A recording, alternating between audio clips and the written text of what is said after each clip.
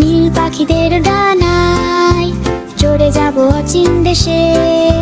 রামধনুটা বাঁকিয়ে দেব হাসবে ভালোবেসে।